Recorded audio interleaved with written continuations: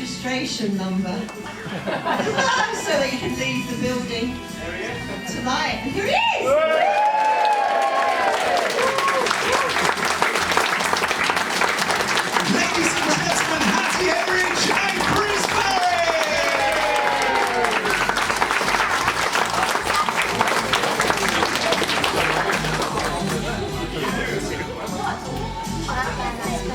Wow, well, ladies and gentlemen, one more time, on behalf of Monopoly Events, welcome, welcome, welcome to Comic-Con Mania Chester. Welcome to our Red Dwarf panel!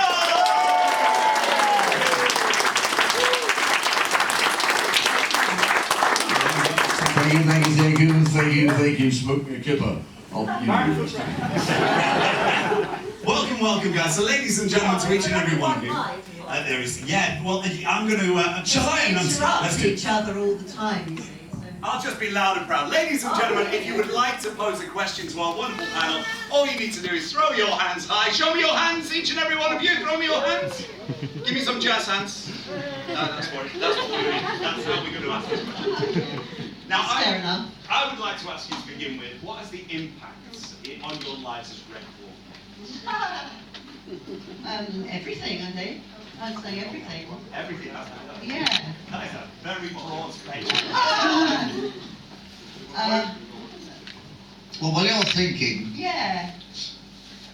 I'll just let you think. Yeah. What impacts? Obviously, you know, if you're on television, occasionally people on a station platform will shout, "Hello, Smeghead," or sometimes they'll shout, "Colin!" I have no idea what that means, but I tend to turn around and go, "What is it?" But yes, apart from that, it's been. I've always said that the business we're in, fortunately, is more of a way of life than a kind of business. So in that respect, we've been extremely fortunate, and to come to events like this and meet some fantastic people like you who put the show where it is. So thank you very much for that, for supporting us for many decades now. Beautiful. Can we have a round of applause for our Red Dwarf fans?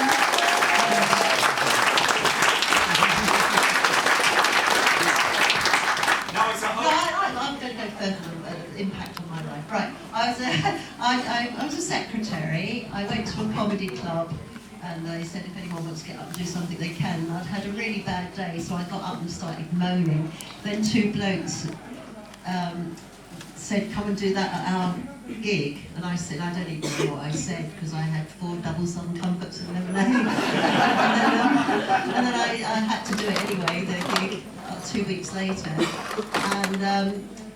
And that was like my first ever stand-up, and within a year, they saw me and put me on Parallel Universe, and then I ended up being Holly. So that's what I mean, it has impacted my entire life. I was like, still be temping somewhere that I hated. So, yeah, I'm just so happy. I never considered myself an actress. I just considered that I did Holly. I did stand-up and Holly. And after I did Holly, I thought, Holly is such a mega thing. A Red Dwarf is so brilliant. I don't want to be in anything else, because nothing else is ever going to be as good. Which is why I never had any agents that kept me on for longer than 6 months. Sorry, I'll just take that. But they go, oh yeah, I think, you know, the thing we need to do is get rid of this whole Holly thing. And I go, no, that's the thing we don't do.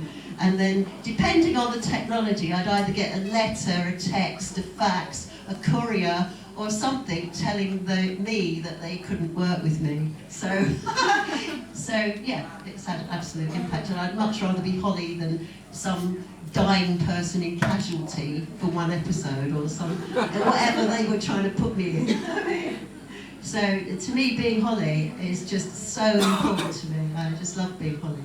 So that is a and we love Hattie's longer.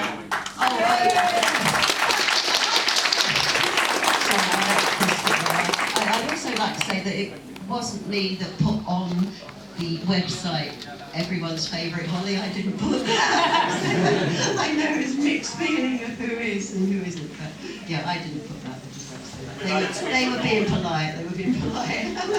Well, I came into it as a fan in season 4. before, so you'll always be my uncle. What was it like taking over from Norm in that role? Was there a reason why he was to replace him? Well, I don't know. I don't know that. Don't mind me, I'm going to watch some horse racing. I'm getting a bit worried about that Chester pie now, to be honest. But, I love the Chester pie. I had Chester pie for lunch. I just realised we were on the British track. But, no, I was only meant You were just about trying to get out that difficult question about I just realised it was a British track. And it tasted nice anyway, whatever it was. But, yeah, no, I was just meant to do that last episode of series 2. I was just doing that one thing.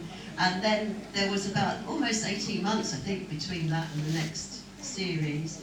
And by which time Norman had got married, moved to Edinburgh. We rehearsed in London and filmed in Manchester. So I was asked to audition to be Holly. So I went along, there was about a dozen other people, and so then they said I'd got the part, and I said, does Norman know? Because I'm going to see him up at the Edinburgh Festival. And they said, yes, of course he knows. And I told him, but he didn't know. So that does kind of, does say why he does get a bit upset and angry at times, and I certainly understand why. And whatever the situation with him is, I don't know. All I know is that, he wanted to stay in Edinburgh with his wife rather than messing around in London and Manchester 6 days a week. So it could have been a romantic reason. If Norman were here now, he'd probably say something like, no, I don't get angry. I don't get angry, Hattie, I really don't. Believe me, I don't. I don't. I don't blame you anyway. I don't blame you. It's other people I blame. Me and Norman have done stand-up shows together since and stuff like that. And it was a strange situation. I wish I hadn't been the person that told him, going, guess what, Norman? I'm going to be Holly. Can you imagine? A horrible shock for him. Well, we love you both as Holly. Yeah, he's great as Holly. Now, from channeling our Holly, I want to take Chris on a little tongue-tied journey. I think we've got a wonderful question at the back. Yes, young lady, you asked me before. What's your name? It's Terry. Terry. Basically, how long did it take you to film the tongue-tied music video, and how did you manage to get through it without cracking up? Well, by the time we got to filming the actual tongue-tied video, I was so bored with it that I stopped laughing. And believe me, Craig and I were not laughing. You can probably see us counting the steps on that video. I mean, that was a cat's day, and we had the proper professional dancers behind us. We had Charles Organ, I'm a baby Shan, that guy, some of you may remember him on the advert, but he was the choreographer. And of course, this actual song, Tongue Tied, took up, 3 minutes, 2.5 minutes or something in the show. And we rehearsed it for a disproportionate period of time. And Ed Bye, the director, kept coming in, sort of going, you finished yet? Because of course, can I rehearse the other 26.5 minutes of the show, please? Meanwhile, Charles was putting us through our paces. And no, for Craig, it was a monumentally ego-crushing 2.5 minutes. But hey, we're troopers, and we crack on. It was the cat's moment. And off we go. And Craig was just saying, one day, Chris, this day will be over. So yeah, no matter what we're doing at Red Dwarf, we always enjoy it. So yeah, it was a day. Do you remember the steps? No. No, there we go. I promised them that I'd ask. Yeah. So, yes, you do. Oh no, I don't. It's just such a national institution. One of the things that I really love about Red Dwarf, the insults that come across with the cast. Obviously, you go from Smeghead to Coit! It's a big one. What was one that I picked out? It was, where are we? Insults. You filthy piece of distended rectum. That was one of my personal favourites. Do you have any personal favourites? Yes, when I called someone from the post office out the other day, they weren't very happy. They kind of wondered where. No, I don't know. It's some of the insults are one of the reasons we do Red Dwarf. I mean, the thing about Red Dwarf, you're always laughing during a read-through because the scripts are just so funny. And yeah, I mean, all the Rimmer stuff of the world loves a bastard. It's just great fun, you know. It is perfect. Now, guys, as we insinuated at the beginning, it's your show. If we got questions, all you need to do is throw your hand high. You can ask. Oh, now we've got a super fan right here in the front. So much so that you channeled your inner Danny John Schultz. Rocking it as the cat. What's your name? Georgie, what's your question?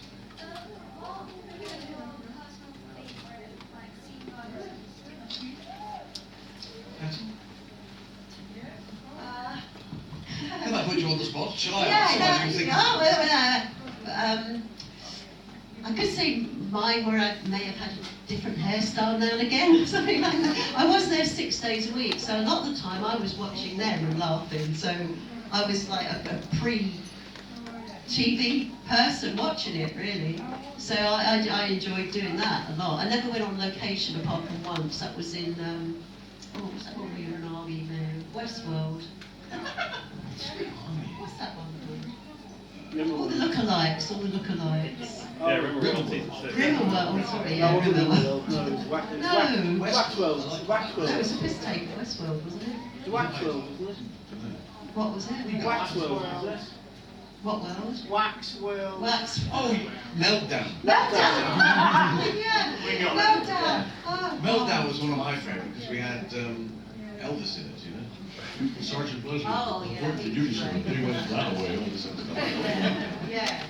And of course, stuff in Meltdown, of course, we could not get away with. It turns out to be a bit like British Empire, we couldn't get away with having babies in drawers. I don't think Rimmer, sort of playing his ultimate hero role as General Patton, could get away with telling Andy to get down and give me 50. You know, Do you know the woman that was the baby in British Empire was on Countdown once? You learn something new every day. We have learned something new, ladies and gentlemen. Because she said, I was the baby in the drawer in British Empire. I remember being on some breakfast TVMs. But getting back to your question, from my own point of view, one of my favourite scenes has to be in Polymorph, when, just looking at you now, maybe that's the wrong scene to choose. But it's when the polymorph had turned into listeners' boxes. Let's see, I've got it done again, that's terrible. But let's just say She knows. Or the arrival of Ace. Oh, That was my favourite. Oh. Because that wig in series 4, sorry? That was a bit more PG, you're absolutely You right. did have to be over 16 to watch it when it came out. It used to be after the Watershed, which was 9 o'clock, when nobody under 16 was allowed up. I think there's a reason to understand why people should be at least over 12. So all the scenes I'm thinking of are kind of I know, it's a bit worrying when a 4-year-old comes Sign of the up. Times or something, I don't know. Yeah, we're okay. Yeah, you're right. The sort of parent, adults only sort of thing out of the other ones. But favourite scene in Red Dwarf? I mean, difficult to. There's so many good scenes that we have. It's a moose. That's a pretty good scene. Next question, anyone? Oh, no, it's loads of scenes. One scenes. Sorry, Andrew. Almost No, it's fine, it's fine. Well, Yeah. you touched on one of the most iconic characters that was a segue out of Arnold Rimmer, and that was, of course, Ace.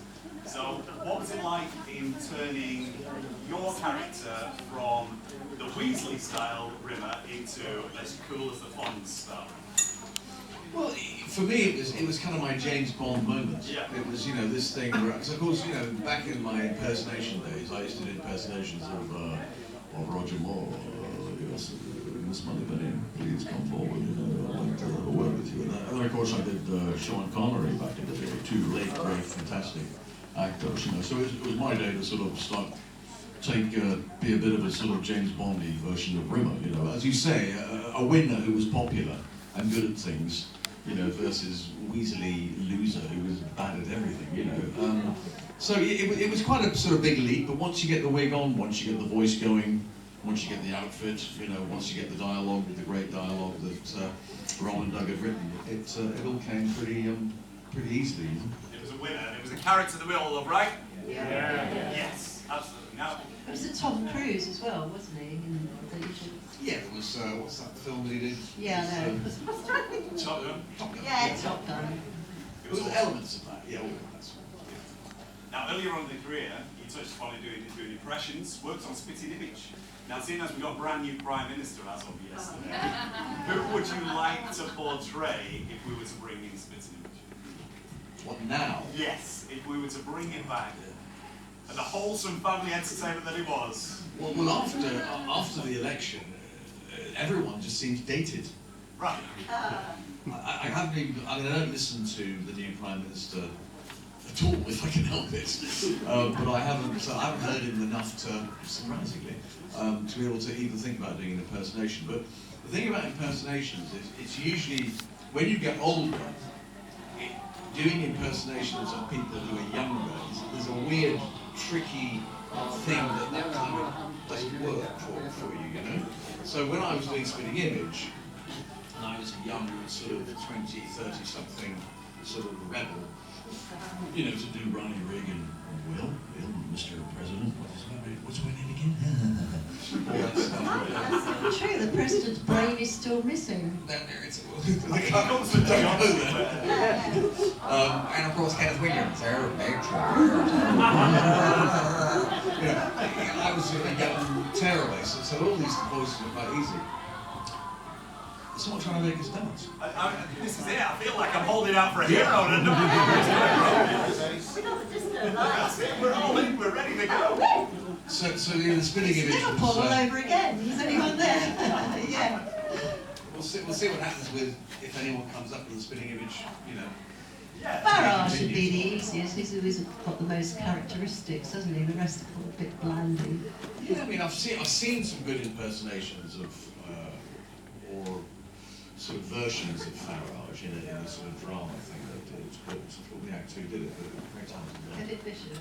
Edith Bishop is the guy who did it. I think it's very good. Awesome.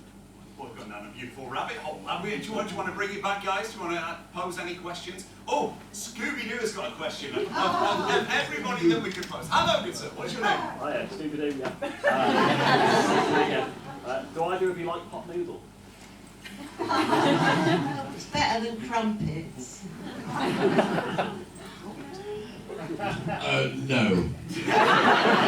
But I know someone who does. You're right. Now, with in real life, when I was a secretary, the company Golden Wonder tested pot noodle on us. Oh, they did? Yeah. Was that a harrowing experience for you? Yeah, we all said it's really horrible. At this whole place where I work, this whole building, they tested pot noodle on us, and we all went, oh, it's disgusting. And then they've acted them anyway. Yeah.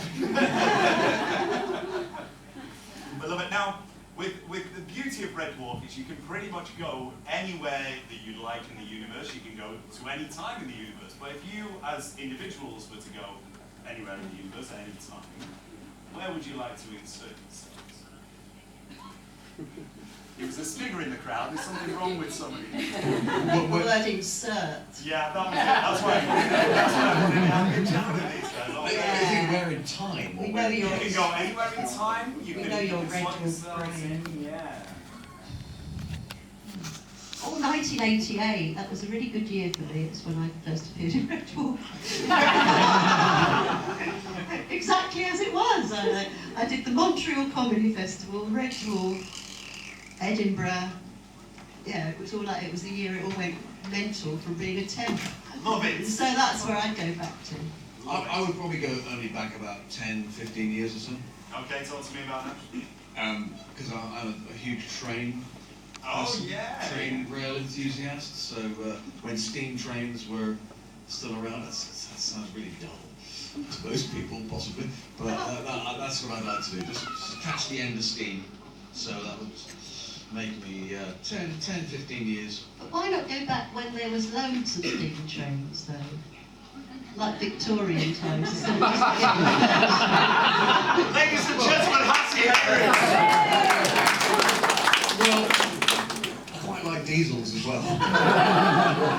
And dare I say, even electric, although I think the Continentals do slightly more charismatic electric locomotives. There is such a thing. So let's get really involved in trains. I like trains. I like trains. Well, no, I think I just like the transitional period. Yeah. So 10, 15 years. You've had a true insight into our stars, guys. Exactly. They could have gone to the birth of Christ. They could have taken themselves on a journey to the dinosaurs, but we went to the 80s and looking at trains. Well, the journey to the dinosaurs, I mean, how long would we live? I mean, you wouldn't want to leave the house much, would you? And I know that because I've done, I'm not advertising a thing here, but I did a sort of audio book called Dinosaur. So that was 500 pages, and it was all about dinosaurs. Eventually it was all about dinosaurs, when they sort of when they went back, way back.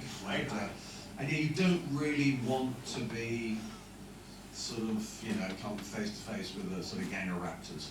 No. You've already met PT. Sorry? You've already met PT the T-Rex. Well, exactly, yes. That was tough enough already. So in Series 6 that was that. Yeah, was it Series 8? They know that stuff. Yeah. Now the Red Dwarf fan base is radical and it's massive. It's all around the world. And attending events like Comic-Con, you get to meet everybody, all our wonderful fans. What is the most unique gift that anyone has ever given to you or invited you to sign? Any weird and wonderful items? Ooh. Buttocks. Okay. Live or molded? But they Oh, actually live. But I wasn't even at a Comic-Con then, I was doing my stand-up. And a big bloke got up and pulled a bit of his trousers down and went, "Will you sign my buttocks?" Which obviously I did. It wasn't at a Comic-Con, so it's not relevant to the question. But you made it, Hattie. When you hit that point, you know you've made it. I've Yeah. had thighs, but not buttocks. So I think buttocks is one beyond the thighs. Yeah. So yeah. Apart from that, Buttocks is like comedy, thighs are kind of a bit erotic. very not at all. Putting sort of a load of solvent-based ink on someone's thigh. I sort of said, "Are you sure you want me to do this?" And they were very happy for me to. So. Have you seen anybody that's got a tattoo from your scene? Oh, yeah. On buttocks. Oh, what? Genuinely? Oh, it's a different person. It's become a trend now, guys. Yeah, Jane, isn't it? Jane. Yeah, I've seen quite a few signatures. Jane, who used to run the Red Hall fan club, has got us all across, just above the buttocks, but she's got us all across. That's sort of pictures of Yeah. Ace tattooed. I mean, amazing. Absolutely amazing. That's brilliant. Now, in terms of spreading across the Red Dwarf spectrum, Across the buttocks. we're still on with the buttocks, guys. We're spreading right across. When you find a funny I word. think it's need to stop using these adjectives as well. Yeah. We're all good. Favourite guest stars. Who's appeared with you in the show that's blown you away?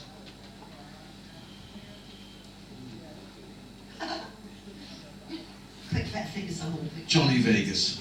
Oh, good one, yeah. Johnny Vegas. Johnny Vegas was in one of the late shows as the critic cop, Yeah. and he was just, I mean, I kind of forgot that I was in a scene with him because I was sort of watching him work.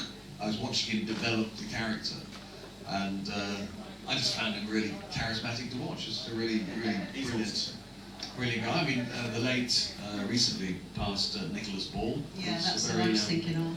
brilliant as a sort of simulant. We shot some of those scenes in the Sunbury water pumping stations, which have those massive old steam engines and things. Going back to trains again. But no, Nicholas was brilliant. But yeah, we've had a load of very, Tim Spall was very good as well. He was one that was mentioned in our by our panel. Yes. Yeah. Oh, right, yeah. I danced with him at the Christmas party. I'm learning all these things about Red Dwarf. I never knew.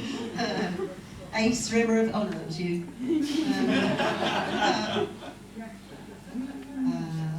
So who else? Yeah. I liked Marilyn. Well, the guy who Oh, played Elvis, Elvis, like you said, Elvis. Elvis. Yeah. And the lady who was Marilyn was great as well. I mean, all of those lookalikes Yeah. were fantastic. Yeah. Yeah. Marilyn from Waxwell, not Marilyn from The Last Day where she walked out through the wall. No, I know what you mean. I know what you Yeah. mean. But we had, when we were standing wasn't around good. in rehearsal, you had the guy who played Elvis, but he sort of had Elvis, he was dressed like, not in one of the white suits, but in downtime in the studio. So he had the shades on, and he had the neck shirt, the black shirt, man, and all the chains and stuff. And he was talking to Marilyn, who was talking slightly English accent, but nevertheless quite Marilyn-ish. And then you had the guy who played Stan Laurel. Sort of, he was quite Stan Laurel-y, even though he wasn't playing the part. So it was very bizarre. Yeah. And Roger Blake, do you remember the actor Roger Blake? Big voiceover actor, among other things. And he played Noel Coward. Oh yeah, And of course, when he got shot, he went, shoot. That was a funny episode. Because they were all yeah. wandering about like it. So, Do you remember Gandhi? I do remember Gandhi, yeah. Yeah, the one that played Gandhi that you saw was the second Gandhi. I mean, he may have looked bad, but the first Gandhi couldn't even get out the taxi. Yeah, he wasn't well. I was thinking, He was just tell him to elderly. give me 50, you know. He was just elderly. So we had a healthier Gandhi. Yeah, yeah. He, Didn't look that no, healthy, actually. But, yeah, it's just his photo was about 50 years out of date, wasn't it? They went, oh, he looks like Gandhi, and then he turned up and was like, oh my God. Well, that was the thing, wasn't it? Are you eyeballing me, Gandhi? All this sort of stuff. That was the younger Gandhi. That was the younger Gandhi, yeah, who got through the shoot without, They took him away straight away, just in case. He was like, whoa, he's not going to last the day out. We haven't had, fortunately, most people who've come to Red Dwarf have managed to make it through the week. It's the members of the main cast who've been near us to not making it through the week. But that's when Craig, what